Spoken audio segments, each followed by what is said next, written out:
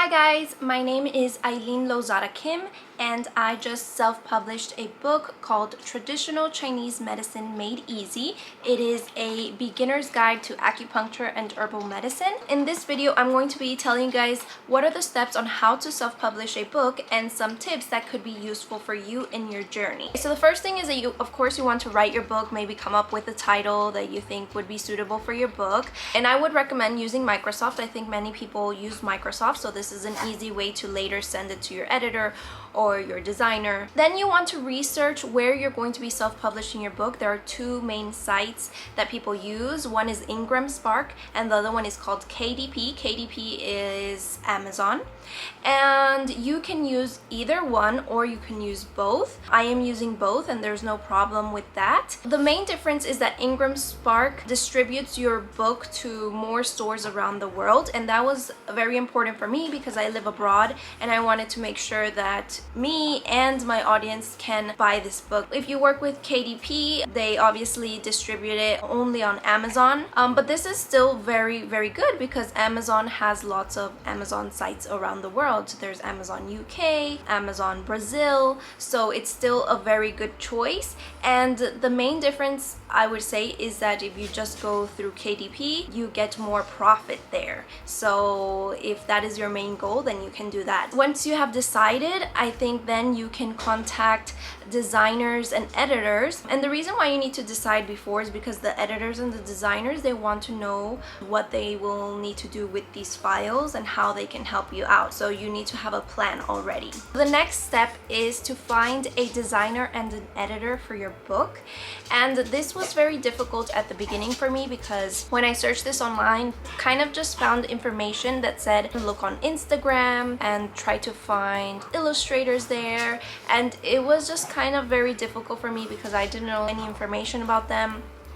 I don't know if they're available. Will they cheat me? I don't know. What if I send them my book and they just steal my book idea? But anyways, I found a website. This is the greatest website for people who are trying to make books. It's called readsy.com and it has a bunch of book services. So it has a bunch of freelancers who are professional, and there are illustrators, there are designers, there are people who do marketing, there are people who edit books, and you can look at their profiles, you can look at their picture, you can look at what their book services are, what they have done in the past, you can look at their books, so you get an idea of like maybe what your book is going to be like. I think it's the perfect place. So I have no relationship with them, I just really like the site, and it's just very safe to work with somebody because you're on the site, you message on the site, so everybody knows what the rules are, right? You can't just steal somebody's book idea. It's important to contact them early enough so that they can put you in their schedule.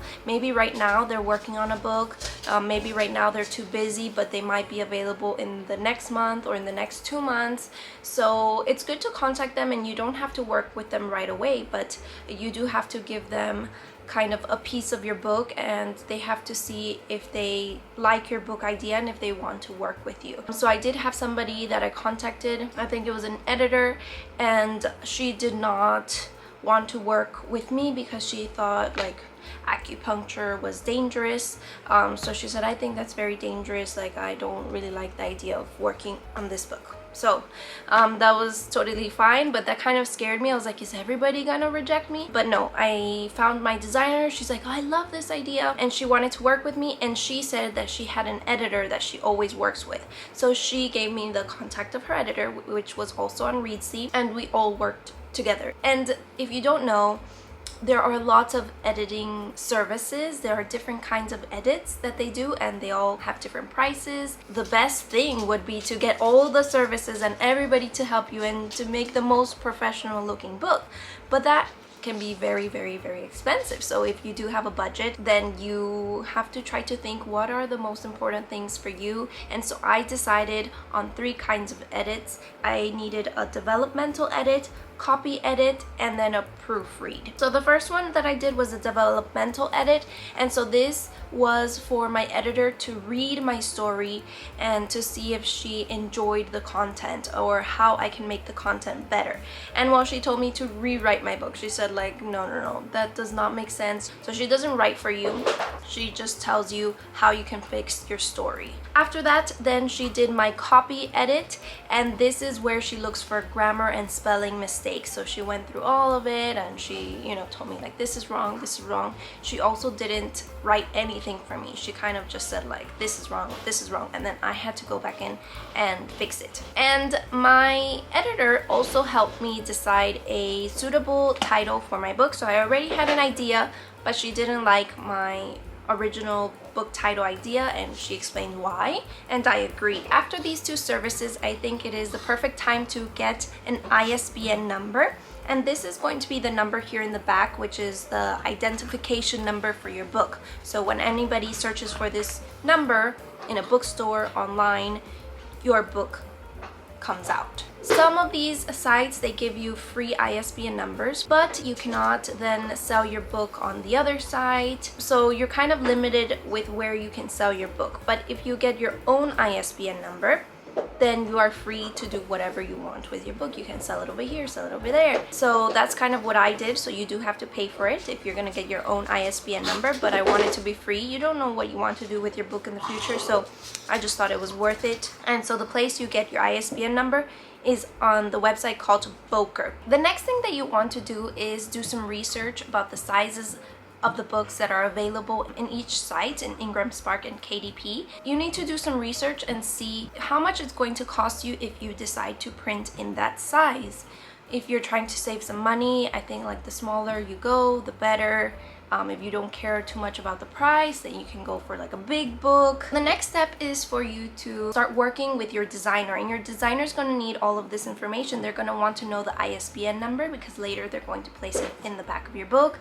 They want to know the size of your book because that's the file that they're going to be using for each page. And this part might be a little different for everybody because some books don't have lots of pictures. That's going to be maybe a faster and much simpler job, but mine is a very highly illustrated book, so there's a lot of pictures and there are also drawings in here and a lot of colors, so there was a lot of work to do in the designing process. And so the designer is going to ask a bunch of questions like, what are your favorite colors, what are books that inspired you, and they want to know kind of how to make this book that you want.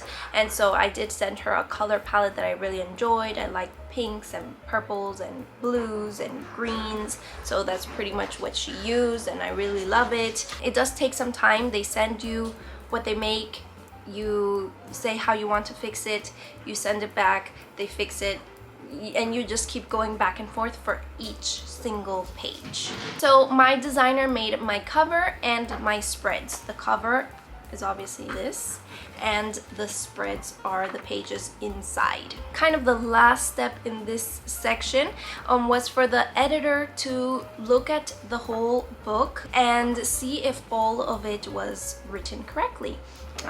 So she was proofreading it. I just paid one time and then I just made sure on my own to read it again and again. And then the next step is for the designer to save these files according to the requirements that these self-publishing websites require. So IngramSpark has their own requirements for their files and KDP has their own requirements. Lastly, you need to upload your book to the self-publishing websites, IngramSpark or KDP or both, and you need to write down the metadata. The metadata is the information about your book title, and the book description, the description about the author, some keywords. And so this is very, very important information because this is what's going to possibly sell your book. When people search these words, maybe your book comes out, maybe your book doesn't come out. So this is important to take some time and make sure you write some good descriptions, make sure you use some good keywords, because if you don't sell your book, then it was all for nothing.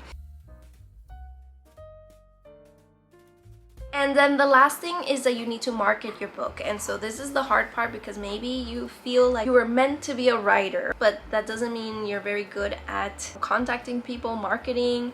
But to be able to sell your book, you need to market. So I kind of had to step out of my comfort zone, and I did have to like contact people. And so that's very important, to be able to sell your book so that people know that it's available in this world. Now I'm going to tell you how much it cost for all of this. I'm not going to go into specific details, but I would say that I spent around $3,000 to make my book, and so it's definitely not cheap. Of course, it depends who you hire and also the kind of book that you're making. For me, I had drawn pictures, I had lots of colors. Like I said, this took a really long time. This took months to design each specific page, changing like the position of things. The $3,000 includes all of the 3 edits: developmental, copy edit, and proofreading, the designer, cover, and my spreads.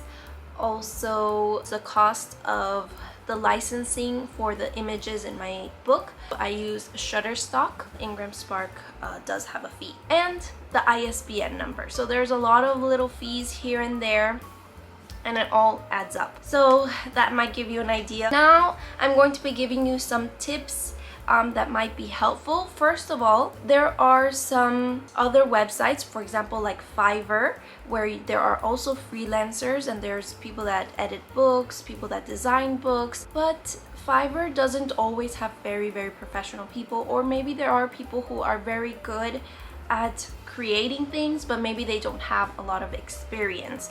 And so I would not go the cheaper route, because there are a lot of complicated steps. Like I said, you do need specific files, and so I think if you do have somebody who has experience and is professional, it's going to be easier to do. So I would definitely recommend going with Readsy rather than Fiverr. The second tip is that you don't have to maybe spend so much time thinking about all the specific photos or just so many details at the beginning, because later when you work with your editor and your designer, they have new ideas, or they tell you to change your ideas. Not that you have to, but sometimes their ideas are better and you agree with their ideas. So I think I did spend a lot of time at the beginning thinking like, okay, I'm gonna have this specific picture, and then later we found other photos. Later we found out only 1 photo can fit in this page, and I couldn't have 3 photos. My title also changed. So don't spend too much time at the beginning, because later you might eventually change that anyways. For Shutterstock, if you like sign up with your email, they will sometimes send you emails about 25% off. So I did wait until I got an email that said 25% off, and I saved some money there. And I would say the last tip that I have is to make sure that you find somebody who has worked on books that are similar to yours. I worked with somebody who has worked on Disney books, so I am so happy with my designer. Let's say you want to make a specific kind of book, but that person has never made that kind of book before. They might not be able to make that. So, you know, they might be able to make something in their style, something similar to what they have done before. That's pretty much it. Those are all the steps, and I hope these tips can help you out in your journey. I wish you guys the best of luck, and if you do self-publish a book, or if you're making a book, please tell us a little bit about your journey. Tell us about the book that you're planning to make. I would love to hear about it down in the comments. If you guys are interested in my book, you can purchase it on Amazon or in other bookstores around the world. And let me show you a little bit about it. For example, these are tongues illustrated by my designer, and these are different tongues that you might see on you or on other people when they are sick. These are the different kinds of pulses that you can feel when you are sick, and so it explains how to feel a pulse, how traditional Chinese medicine doctors feel the pulse, how they look at the tongue. And it also tells you about different acupuncture points and how you can do acupressure for different problems. And there's also a page about cupping and the different bruising signs and what they mean. It also tells you about some food advice and some teas. So it's really a book for beginners, and yeah, I hope you guys enjoy this, and I will see you guys next time. Bye!